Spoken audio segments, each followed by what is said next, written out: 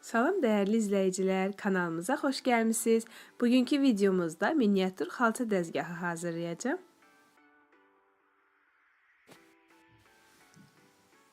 Altlıq hissə üçün mən dikdən istifadə edəcəm. İstəsəniz kardondan da istifadə edə bilərsiniz. 2 ədəd kənar hissə üçün taxta və belə qalın çöp şişlər lazım olacaq. Taxtaların maylı formada qalması üçün belə dayaqlardan istifadə edəcəm. Təxmini dayağı maylı formada qoyub, daha sonra dayağı yapışdırdım.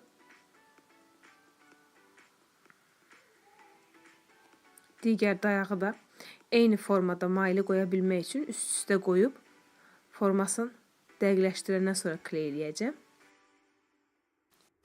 Dayaqlardan uzun hissələrin uzunluğu 20 cm-dir, kiçik hissələrin uzunluğu isə 6 cm-dir. Kleyi tam qurumamış, bir də ayaq üstə dəqiq yoxlamaq istəyirəm maillərin ikisinin də eyni formada olduğunu. İndi isə çöp şişləri kəsmək istəyirəm. Ara hissənin uzunluğu 14 cm-dir.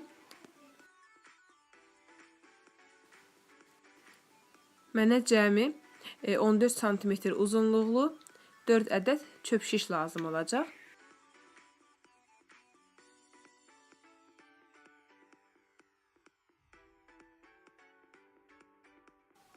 Birinci çöp şişi dayaqlardan 1,5 cm aşağıdan yapışdırdım.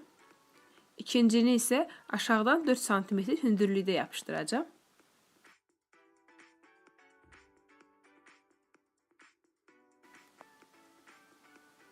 Xalçanın ilməsi üçün mən belə yorğan ipindən istifadə edəcəm. Yapışdırmadan öncə sizə kilimimi də göstərmək istəyirəm. Məndə belə milli parçadan qalmış bir hissə var. Onu yapışdıracağım.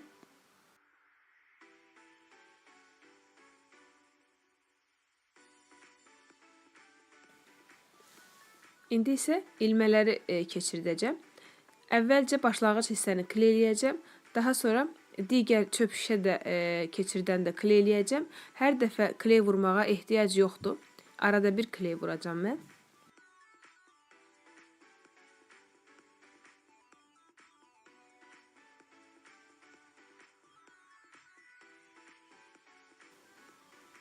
Sona qədər bu formada davam edəcəm.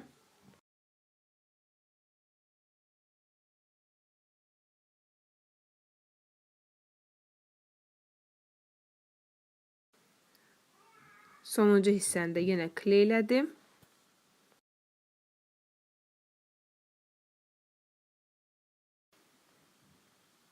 İndi isə kilimi yerləşdirə bilərik. Kilimin başlanğıc hissəsindən bir neçə ilmə çıxartmaq istəyirəm ki, saçaqlı forma verim, daha təbii görünsün.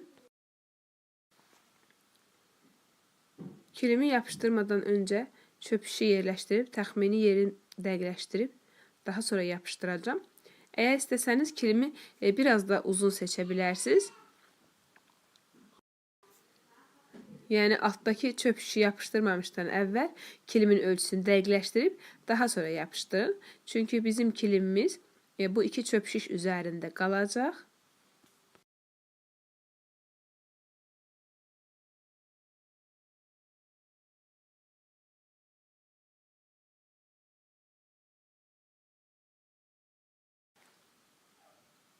Sonuncu çöp şişi isə ilmələrin orta hissəsinə yapışdıracağım.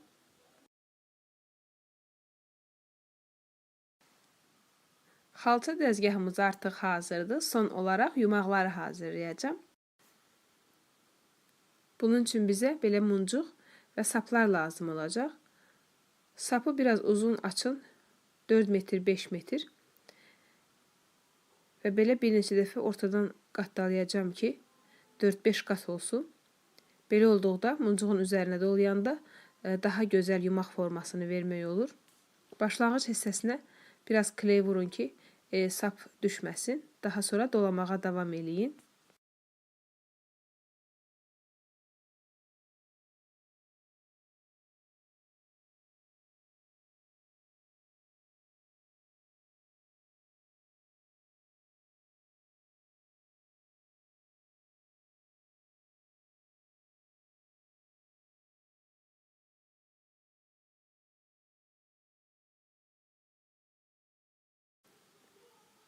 Altdakı muncuğun rəngi itənə qədər yumağı dolamağa davam eləyin. Mənim sapım biraz az oldu, ona görə yenə hazırlayacağım.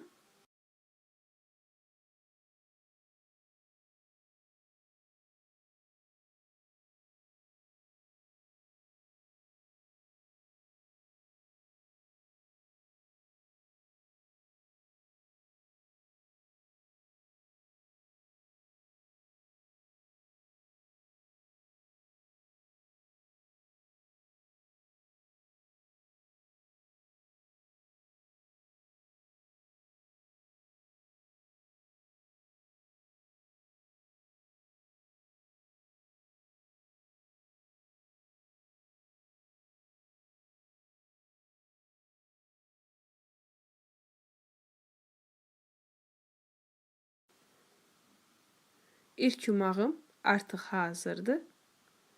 3 rəngdə eyni formada yumaq hazırladım. İndi isə dəzgahımıza asacağım.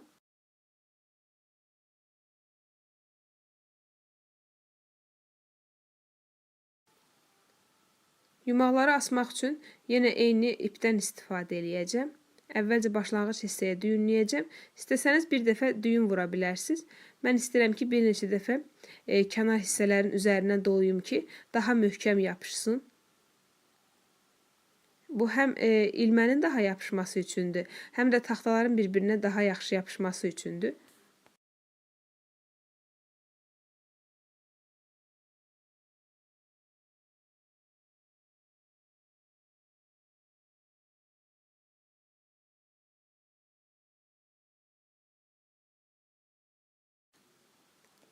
İpin digər ucunu da ikinci dayağa bağlayacağım. Amma tarım dartmayın. Biraz belə boş saxlayın.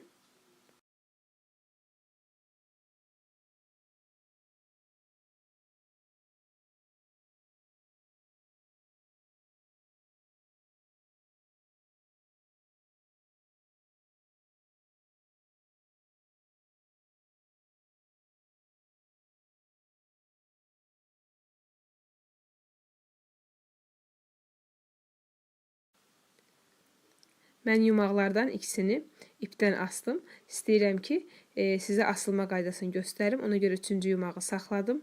20 sm uzunluğunda yenə eyni rəngdə sap kəsib yumağın üzərində düyünləyəcəm.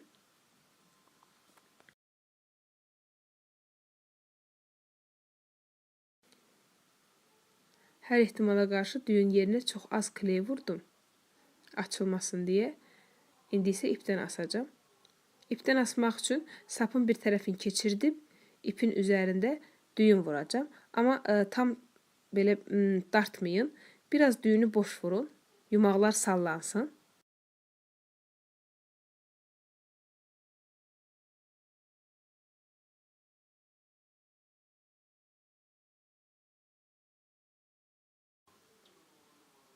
Son olaraq dəzgahı dik üzərinə yapışdıracağım. Bütün dayaqların alt hissəsinə kley vurdum. İndi isə dəzgahın önünə belə bir gəlincik yerləşdirəcəm. Mən bu gəlinciyin hazırlanma qaydasını bundan öncəki videolarımızda izah eləmişəm. İstəsəniz kanalımıza daxil olub izləyə bilərsiniz. Yaxud da ki, hal-hazırda ekranda göstərilən linkə daxil olub bu gəlinciyin hazırlanma qaydasına baxa bilərsiniz. Xalça dəzgahımız tam hazırdır. Dikin kənar hissələrinə belə milli lent yapışdıracağım ki, daha səliqəli görünsün.